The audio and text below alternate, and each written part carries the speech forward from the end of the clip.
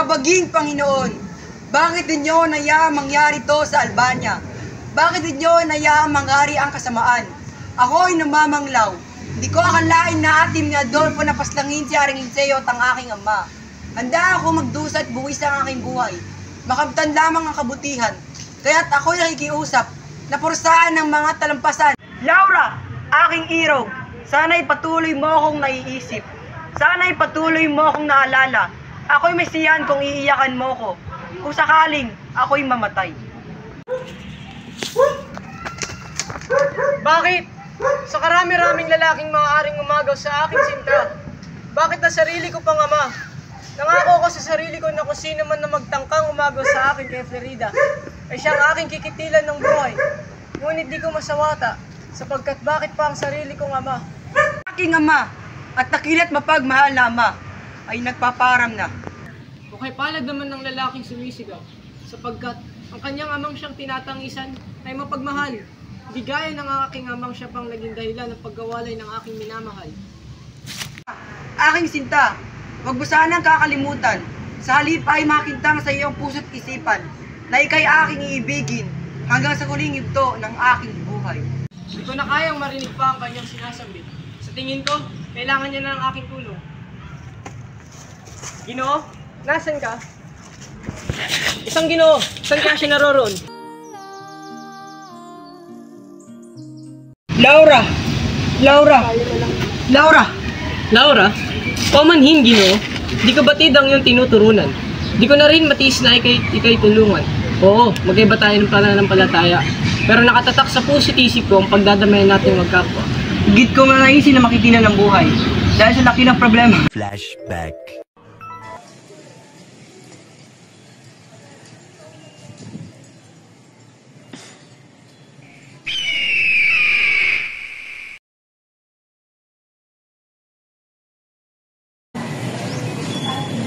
Maraming salamat sa iyo, Menalito. Kung hindi dahil sa iyo, maaaring wala na ang aking anak. Walang anuman yun mga na-prinsesa. Kahit sino man ay tiyak na gagawin nila ang aking ginawa ko. Ililigtas at isang-isang ng lapang ito. Maraming salamat ulit sa iyo, Menalito. Ako'y tutungo ng mahal na prinsesa. Marami pa akong gawain na kailangan tapusin. Ako si Florante. Lumaki ako sa Kariana ng Albania. Pinalulugod ko ang iyong pagdating, Florante. Pinagagala ko ng kilala ko. Magandang araw sa iyo, Florante. Magandang araw din sa inyo. Magandang araw sa inyo. Salamat pala sa ako, ang iyong kababayan mula sa Albania. Pinagagala ko na makilala ka, Adolfo. O rin may nagagalak sa iyong pagdating, Florante. Ang ating paaralan ay magsasagawa ng isang dula tungkol sa epikong buhay ni Ehiko, isang bayani ng metalohiyang Griego. Bilang inyong tagapagturo, ako ay magtatalaga sa gaganap ng Etoclas, Jocasta at Polines. Florante, ikaw ang napili kong bilang Etoclas, Menandro bilang Jocasta at Adolfo bilang Polines.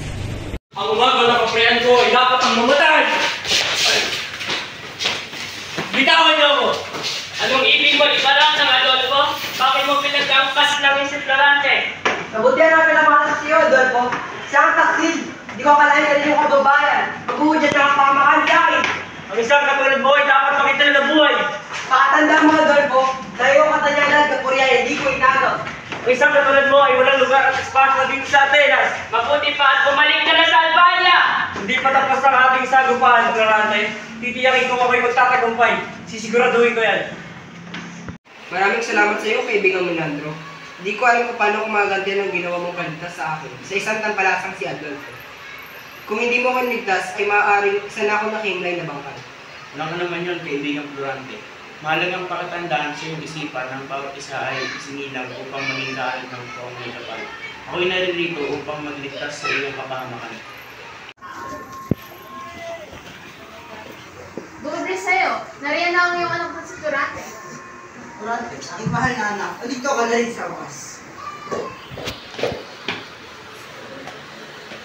Kaya tagal ko ito ating muling pagkita, Lola. Ako'y nagagalak sa iyong pagdating.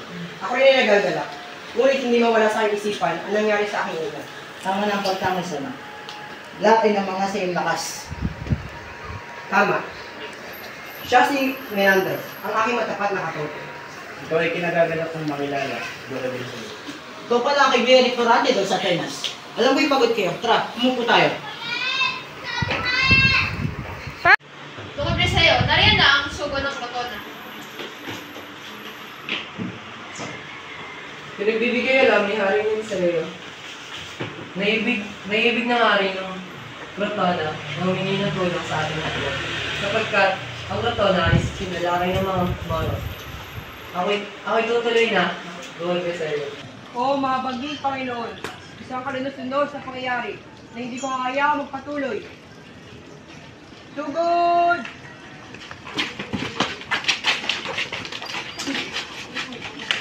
Pinakawan kita. Ako! Oo. Kaya pinunin ang iyong mo. Dahil dalawa yung mo. Kakalag ko yung amon. Walang mga hinayalan.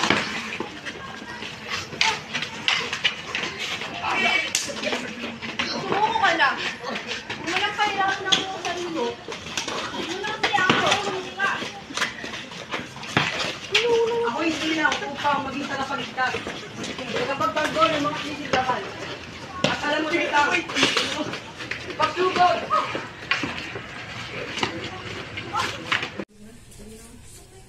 Ano ang iyong ngalan? Ako si Florante. Florante? Hindi ba Florante ang ngalan ng apo ng hari ng Crotona? Hindi kayo nagkakamali. Ako ang inyong tinuturunan. Ikinagagalak at ikinaarangal namin makilala ang apo ng hari ng Crotona. Nagbigay ng grace yung mahal na hari.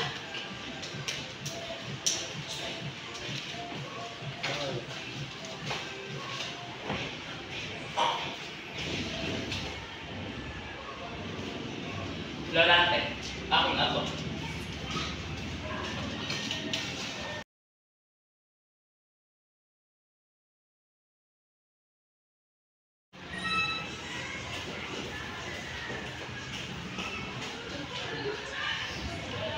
Mahal na hari, ngayong mga rapat na yung nais kong kumalik sa kariaan ng Albania.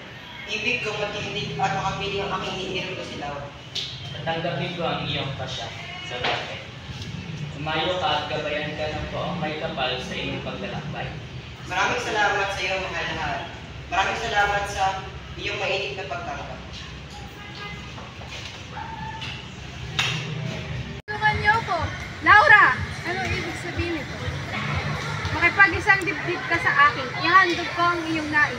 Sa tigas ng bato ang iyong puso. Sa sama ng kaya pang iyong galit. Mga kawal, sakpin si Laura! Lolo, sintong Florante.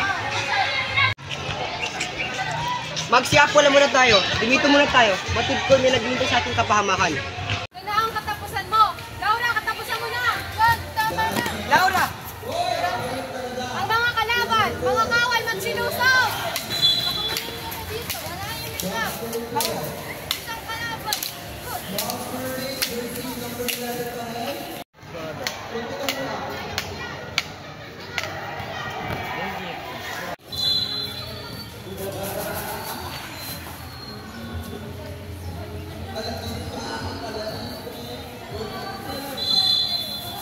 Durante. Laura! Miramulin, tayong dalawa ang magtuos. Huwag na makakami pang dada.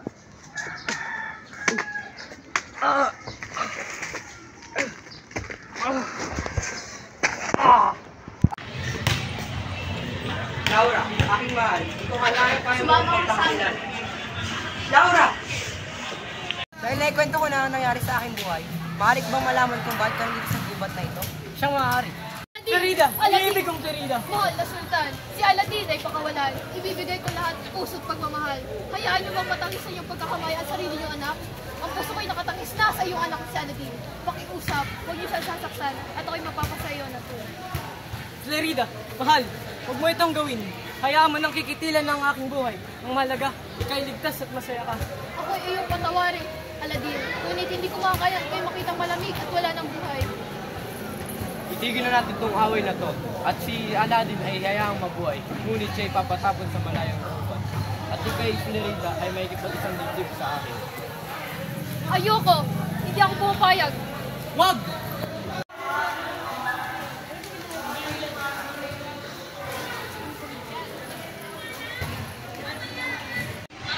Ikaw wala nang matatakasan kay Laura.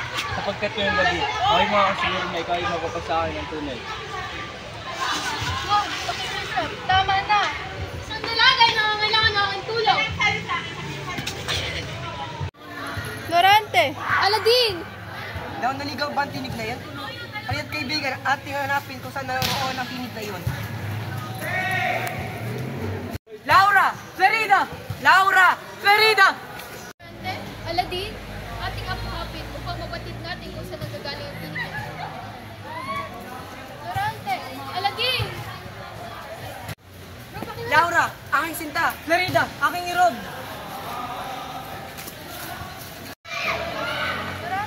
Laura! Ferida! I now announce you husband and Mabuhay!